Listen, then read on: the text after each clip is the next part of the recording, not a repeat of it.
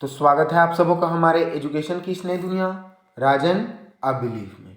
आज के इस वीडियो में मैं आप लोगों के साथ यूपीएससी 2015 में ज्योग्राफी से पूछे गए प्रश्नों को डिस्कस करने वाला हूं। मैं आपको बता दूं कि इससे संबंधित मैंने एक वीडियो पहले ही बना रखा है जिसमें मैंने यूपीएससी 2015 के 6 प्रश्नों को डिस्कस किया है।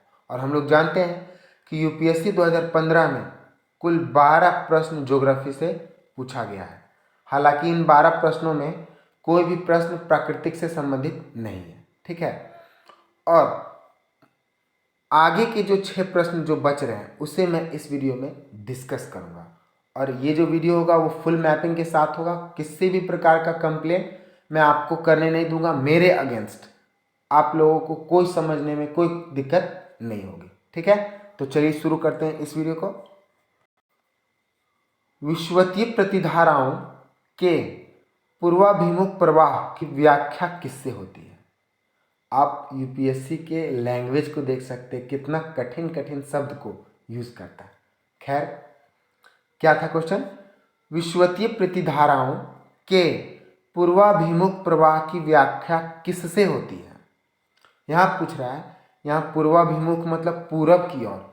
विषुवतीय की जो प्रतिधाराएं होती है यानी कि करंट जो होती है वो पूरब की ही ओर प्रवाह करती है। उसका क्या कारण है? अगर ऑप्शन को देखें, पहला ऑप्शन पृथ्वी का अपने अक्ष पर घूर्णन, दूसरा ऑप्शन दो विषुवतीय धाराओं का अभिसरण, तीसरा ऑप्शन जल की लवणता में अंतर और चौथा ऑप्शन विषुवत वृत्त के पास प्रशांत मंडल मेखला का होना। तो मुझे जहां तक लगता है इस प्रश्न का उत्तर ऑप्शन बी सही होगा। क्यों? मैं आपको देखिए, ये है वर्ल्ड मैप, ठीक है। इसमें क्या बता रहा है, क्वेश्चन में पूछ रहा है कि अधिकतर जो विषुवतीय प्रतिधाराएं होती है वो पश्चिम से पूरब यानी कि पूरब की तरफ ही क्यों प्रवाह करती है? तो ऐसा इसलिए होता है क्योंकि उत्तर और दक्षिण विषुवत रेखीय धाराओं के अभिसरण के कारण विषुवत रेखा के पूरब की ओर जल की एक भारी मात्रा एकत्रित हो जाती है और जो अपने आप एक ढाल को बनाती है, ठीक है। ढाल बनाती है, इधर अगर ऊंचा हो जाएगा तो इधर नीचा जरूर होगा। तो इस प्रकार का एक ढाल बनाती है। तो जल जो है अपने आप पश्चिम से पूरब की ओर प्रवाह करना शुरू कर देती है। यही कारण है कि ये जो है प्रश्न विषुवतीय प्रतिधाराएं जो है वो पूरब से पश्चिम की ओर प्रवाह करती है। आशा है कि आप लोगों को समझ में आया होगा। नेक्स्ट क्वेश्चन, भारत में इस्पात उत्पादन उद्योग को निम्नलिखित में से किसके आयात की अपेक्षा होती है? तो 4 ऑप्शन दिए गए हैं, देखते हैं कौन सा उत्तर सही है। पहला, सोरा की बात करें।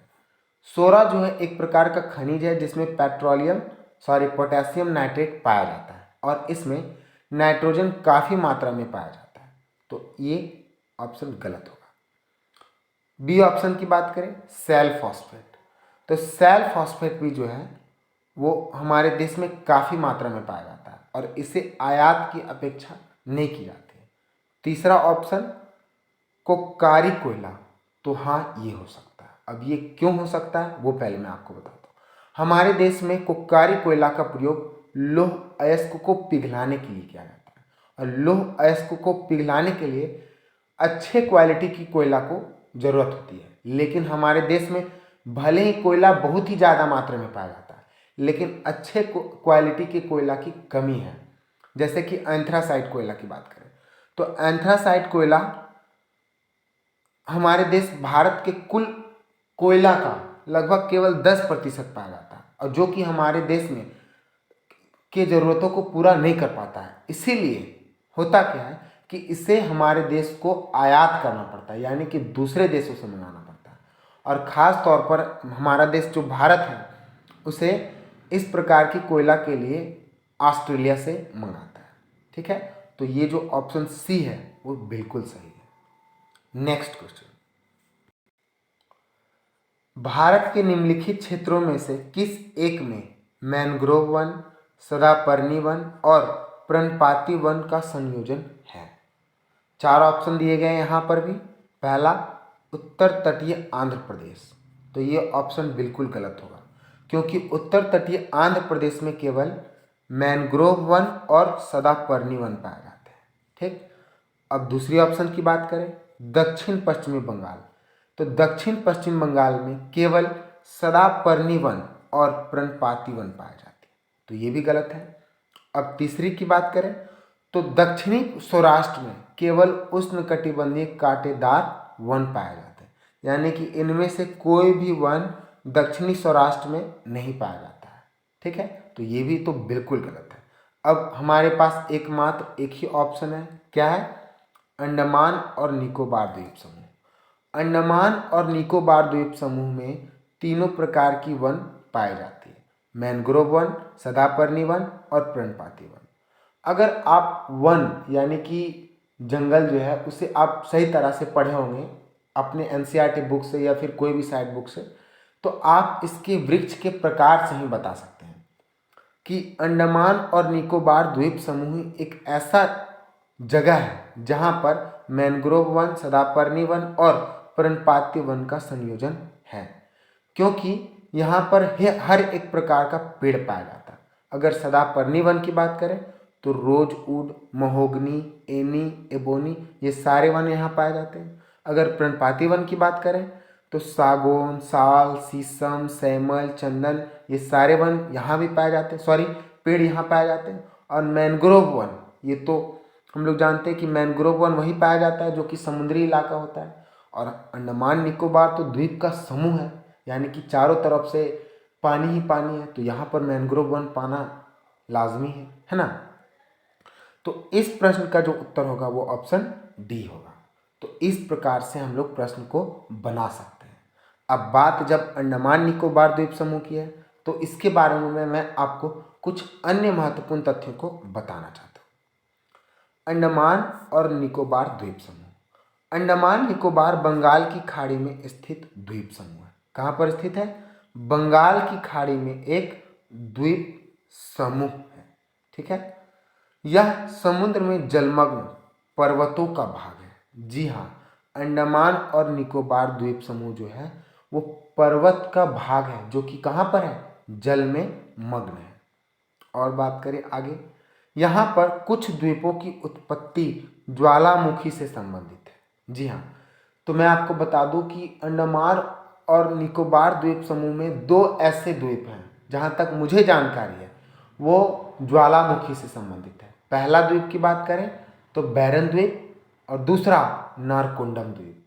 ये दोनों के दोनों जो द्वीप हैं वो ज्वालामुखी से संबंध रखते हैं किसी न किसी प्रकार से। आगे पॉइंट देखें तो अंडमान सागर इस द्वीप समूह को म्यांमार व थाईलैंड से अलग करता है, यानी कि ये जो अंडमान निकोबार द्वीप समूह है एक बॉर्डर के रूप में भी काम करता है।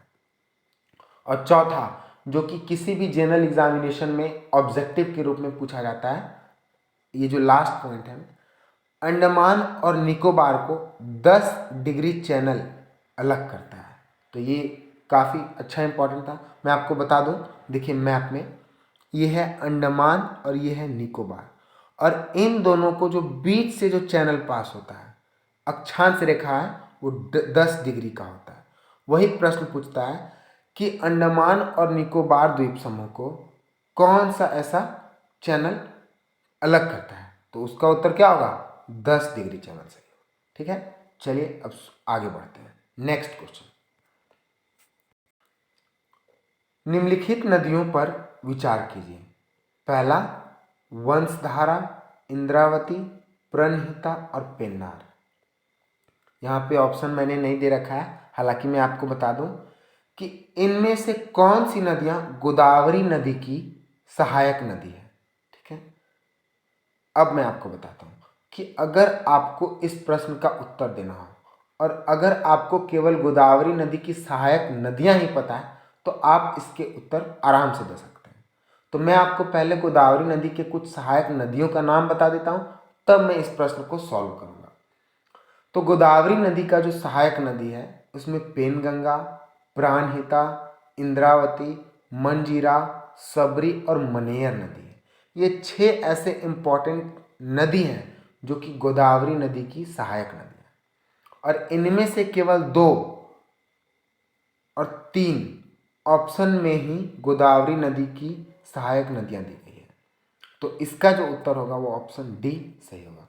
मैं क्वेश्चन को रिपीट कर देना चाहूँगा, यहाँ पे कुछ छूट गया है कि निम्नलिखित कथनों पर नदियों पर विचार कीजिए। 4 ऑप्शन है। उसके बाद जो प्रश्न है कि इनमें से कौन सी नदी गोदावरी नदी की सहायक नदी है। तो इसका जो उत्तर होगा डी होगा कि इंद्रावती और प्राणहिता नदी जो है वो गोदावरी नदी की सहायक नदी है। इन दिए गए 4 ऑप्शन में से है। ठीक है, अब देखिए, अब बात गोदावरी नदी की है, तो मैं आपको गोदावरी नदी के बारे में कुछ महत्वपूर्ण तथ्य को बता देता हूँ। गोदावरी नदी जो है वो प्रायद्वीपीय नदी तंत्र की सबसे बड़ी नदी है। क्या है? गोदावरी नदी प्रायद्वीपीय नदी तंत्र की सबसे बड़ी नदी है। गोदावरी नदी को दक्षिण गंगा भी कहा जाता है। क्यों? क्योंकि ये प्रायद्वीपीय नदी ऐसे जो हमारा भाग है ये कुछ इस प्रकार से नदी बहती है। ठीक है, तो ये प्रायद्वीपीय नदी है और इस भाग का, भारत के इस भाग का यह सबसे लंबा नदी है, इसीलिए इसे सबसे बड़ी नदी कहा जाता है। किसका?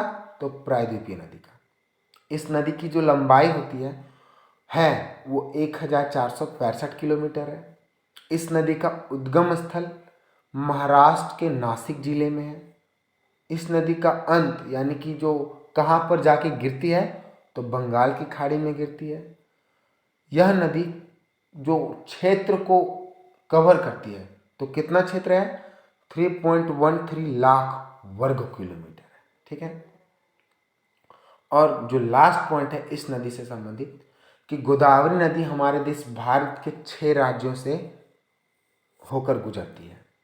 पहला महाराष्ट्र जो कि इसका उद्गम स्थल है, दूसरा तेलंगाना, तीसरा आंध्र प्रदेश, चौथा छत्तीसगढ़, पांचवा उड़ीसा और छठा मध्य प्रदेश है। ठीक है, तो ये सारी की सारी जानकारी जो है वो गोदावरी नदी के बारे में है। ये सारे के पॉइंट्स बहुत ही ज़्यादा इंपॉर्टेंट है, आपको इसे याद कर लेना होगा। ठीक है, नेक्स्ट क्वेश्चन। और इसे बताने से पहले मैं बता दूं कि ये जो अभी मैंने यहाँ पे बताया था किनारे में कि ये जो प्रायद्वीपीय नदी है, इसी भाग का सबसे लंबा नदी कौन सा है? तो गोदावरी नदी। ये महाराष्ट्र से शुरू होकर आंध्र प्रदेश से होकर जाकर ये कहाँ गिरती है? ये बंगाल की खाड़ी यानी कि बे ऑफ बंगाल में जाकर गिर जाती है। इस पॉइंट को मैं इमेज से बताना चाहता था, हालांकि मैंने इसे पहले ही बता दिया था। चलिए नेक्स्ट क्वेश्चन। निम्नलिखित कथनों पर विचार कीजिए। पूरे वर्ष 30 डिग्री नॉर्थ और 60 डिग्री साउथ अक्षांशों के बीच बहने वाली हवाएं पछुआ हवाएं कहलाती है। ये तो बिल्कुल गलत है।